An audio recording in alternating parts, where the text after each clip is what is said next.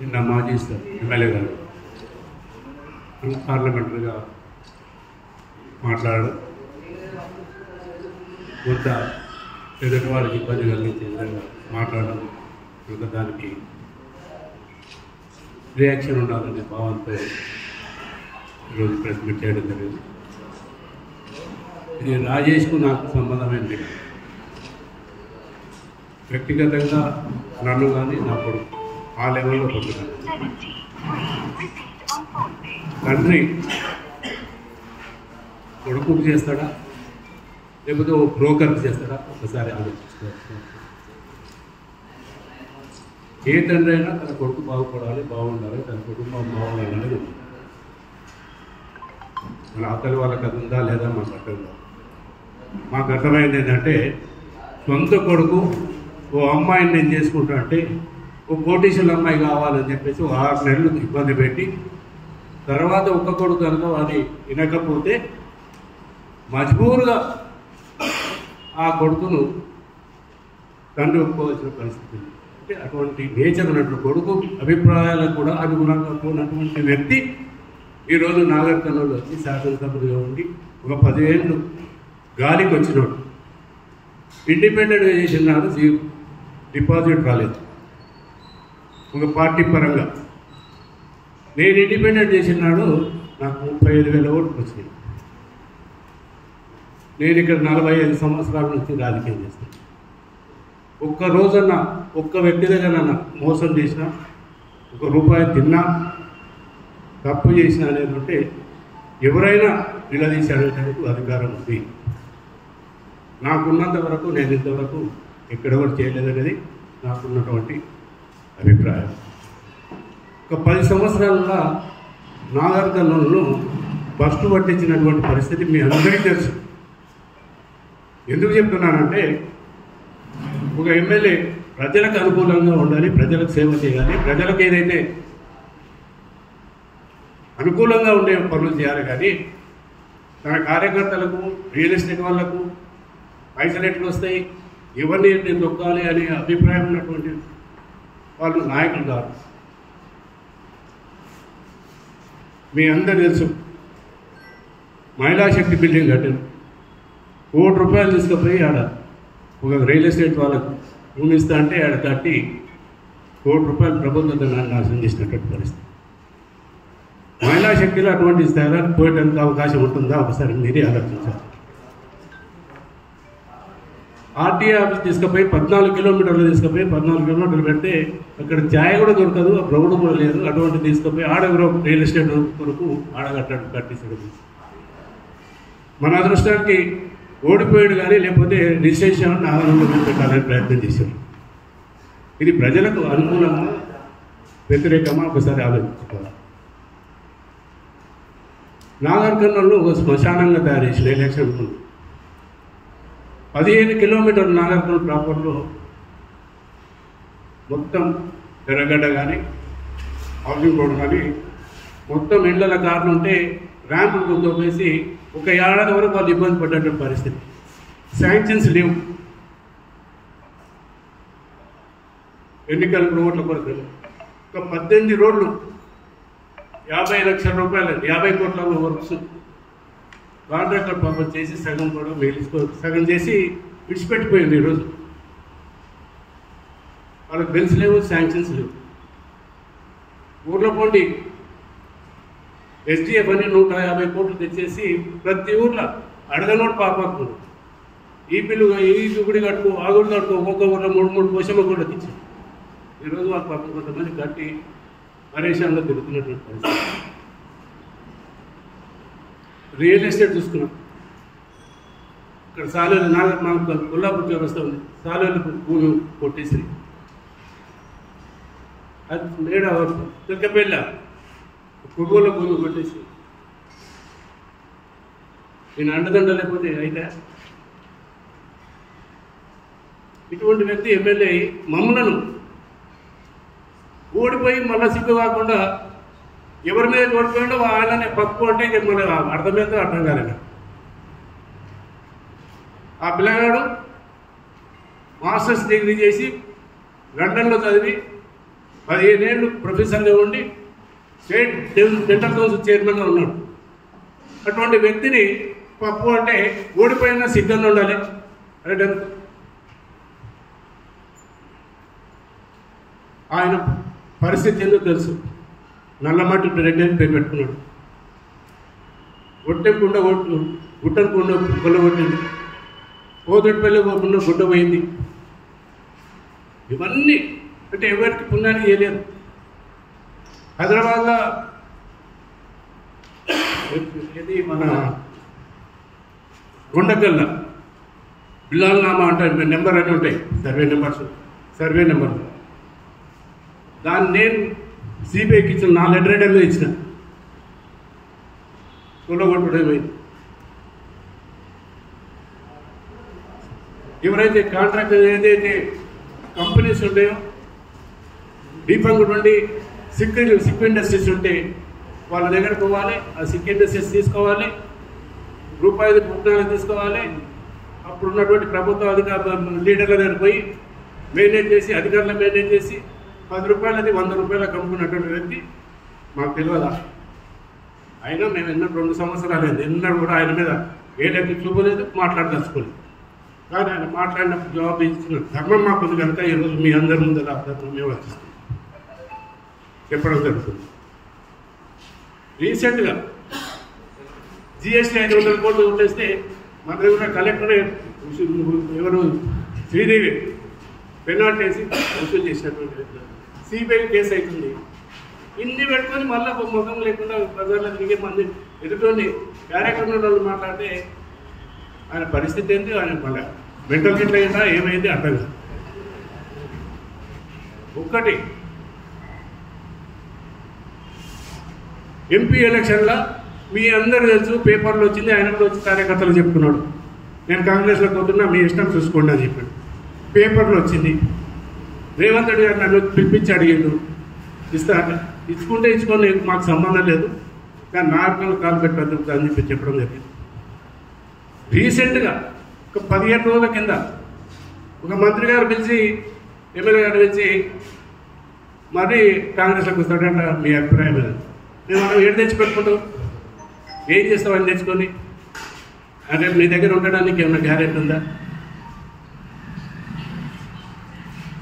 అంటే ఇటువంటి వ్యక్తి ఎక్కడ ఉంటాడు, ఎక్కడ పోతాడు తెలియదు. నేను టీఆర్ఎస్ ఉన్నా, నేను సచిన్ దాకా ఉంటా, కేజీఆర్ దగ్గర ఉంటా అంటే ఎంతమందిని నమ్మిస్తావు, ఎంతమంది దగ్గర ఉంటాడు? ఎవరు ఏమేమి పాలు తాగుతలేరు. అంటే ఒక్క స్టాండ్ లేదు, పైసలు ఉన్నాయి కానీ జ్ఞానం లేదు. ఆయన పుట్టుకతో ఏమున్నదో మాకు తెలుసు, ఎట్లా సంపాదించినావో తెలుసు. మొత్తం చీటింగే, బ్రోకర్ పని.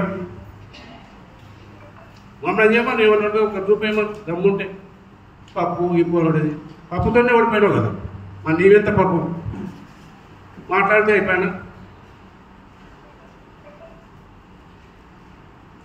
ఏదన్నా దాని మీద దగ్గర తప్పు తీసి మాట్లాడినా నాకు సింగారం ఉంది. అయినా ఓడిపోయిండు, మనకేం అవసరం ఉంది? మనం ఏదో మన పని మనం చేసుకొని పోవాలి. డ్రెస్లో కూడా ఏదో మాట్లాడద్దు ఆయన గురించి అనుకుంటే, రెచ్చిపోయినప్పుడు తప్పకుండా మాట్లాడకపోతే మాదే తప్పవుతుంది అనే భావంతో ఈరోజు మీ ముందు వచ్చవలసిన అవసరం ఉంది. ఇంకా చాలా ఉన్నాయి, కానీ మంచిది కాదు, బజార్లో పడేయద్దు. ఒకరు మా ఊరి మీద ఒకరు మాట్లాడుకుంటే ఇబ్బందికరంగా ఉంటుంది. రాజకీయ వ్యవస్థని బజార్లో పట్టదు అనేది ఉంది. ఒక 10 ఏళ్ళు నువ్వు రాజకీయం లేదు, జగ్గరగనం లేకుండా నువ్వు రాజకీయం చేస్తుంటావా? జగ్గరగనే నీకు పాఠాలు నేర్పించిన రాజకీయ పాఠాలు. లాస్ట్ చివరికి వాడిని కూడా మోసం చేస్తుంది. 10 ఏళ్ళు వాడుకుంటే ఎడగొట్టింది. ఇక నాకు తిరుగులేదు, నేనే గెలుస్తా అని చెప్పి మంత్రి అయింది. ఆర్ఎండ్బి గెస్ట్ హౌస్ ఉడగొట్టింది, మార్కెట్ యార్డ్ ఉడగొట్టింది, నిజాంపేట గోదాములు ఉడగొట్టింది. ఏంటిది? అన్ని సగం చేసి చివరికి మన గవర్నమెంట్ జూనియర్ కాలేజ్ మెగా కవర్తో మేము మాట్లాడి వాళ్ళు సిఎస్ఆర్లో కట్టమని చెప్పి ప్రయత్నం చేసి ఆయన అగ్రిమెంట్ చేసే స్టేజ్లో పోయి అలా శ్రీనివాస్ రెడ్డి అని డైరెక్ట్ చెప్పేసి క్యాన్సిల్ చేయించింది. అంటే నేను ఏంటిది అసలు నాగరికలు డెవలప్ చేయాలన్నా లేకపోతే నాగరిక కన్నా ఏమన్నా మొత్తం మింగేసేయాలనుకుంటున్నా? ఒక్కటే నేను అనేది, ప్రజాస్వామ్యంలో ప్రజానాయకుడు అని అంటే మనల్ని చూసి ప్రజానాయకుని చూసి వెనుటోడు నేర్చుకోవాలి. కానీ ఒక పద్ధతి, న్యాయము అవన్నీ ఉండాలి. సంస్కారము, క్యారెక్టరు ఇవి లేని నడవదు. నీకున్నాయన్నీ అందులో ఏ ఒక్కటి లేదు. అన్ని డెవలప్ అన్నీ దొరుకుతాయి నీ దగ్గర. కొంచెం కొడుకు అమ్మాయిని నేను చేసుకుంటాను నా క్లాస్మేట్ అంటే 6 ఏళ్ళు సతాయిస్తుంది. మరి నీ క్యారెక్టర్ లేదు, నీ కొడుకునే నీవు విచారించకపోతే నీవు ఎటువంటి మనిషిలో ఒకసారి ఆలోచించుకో.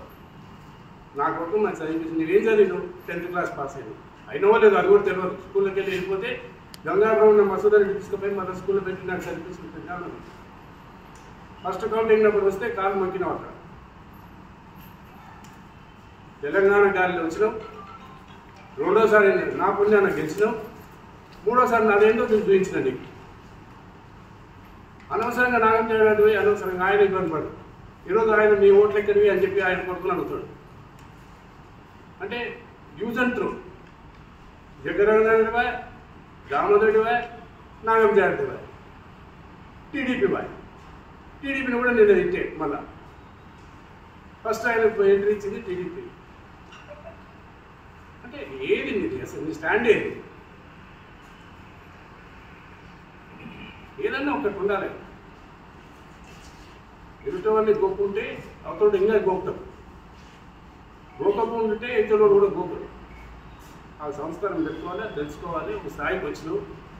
దేవుడికి నేను ఎట్లా సంపాదించడం దేవుడు కానీ పైసలు కానీ పరిజ్ఞానం సంస్కారం లేదు. అది నేర్చుకో. ఫస్ట్ పైసలు ముఖ్యం కాదు. ప్రజలు మనకంటే ఎక్కువ తెలియమాలరు. మనంతా గమనిస్తుంటారు.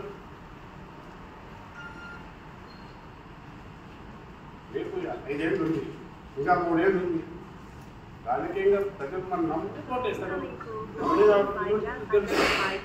లేకపోతే లేదు. ఎప్పటికి ప్రజలకు అందుబాటులో ఉండాలి.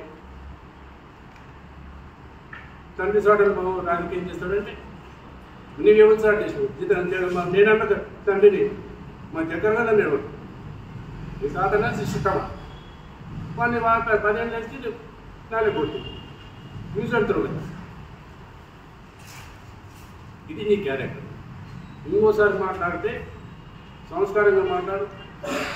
పద్ధతి ముందు మేము ఎవ్వరు మేము గౌరవిస్తాం. కానీ అనవసరంగా మాట్లాడితే నీకన్నా నా వెళ్తాను. ఎవరు నేను నమ్మరు. ఈరోజు నాగరికల్లో ఎంతోమంది దగ్గర కార్యకర్తలు పైసలు ఇవ్వద్దు మా అందరికి తెలుసు. ఆ చిట్టా కావాలంటే కూడా ఇస్తాం. యువనాల కృష్ణయ్య కానీ బల్య సత్య కానీ వాళ్ళకి ఏమి బల్య సత్య వాళ్ళు 40,000 లక్షలు నుంచి ఒక్కొక్కటి ఇంకా ఏంటో ఉన్నాయి. కానీ అవి చెప్తే మనకి ఇంకా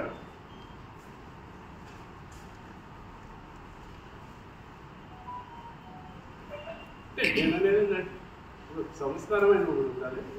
ఎమ్మెల్యే 10 సార్లు 10 సంవత్సరాలలో ఏం మాట్లాడాలి, ఎదుగుని మాట్లాడాలి. నేను మాట్లాడితే అవతల మాట్లాడాలనుకుంటున్నావా?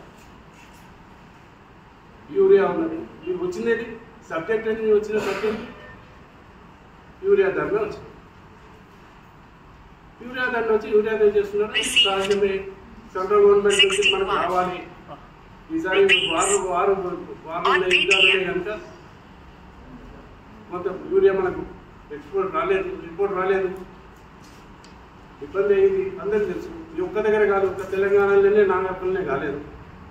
మొత్తం స్టేట్ వైడ్ ఉంది, కంట్రీ వైడ్ ఉంది. ఆంధ్రలో అవుతుంది, ఈడ అవుతుంది, మహారాష్ట్ర అవుతుంది, యూపీలో అవుతుంది, అన్ని చోట్ల ఉంది. ధర్నా చేసిండు ప్రతిపక్షంగా ధర్నా చేసిండు. ఎవరైనా కాదట్టలేదు కదా ఈ పార్ట్. అది అందులో తీసుకొచ్చి పప్పు తండ్రి సార్లు మన తండ్రి సార్లు నీతి అనుకుంటారే.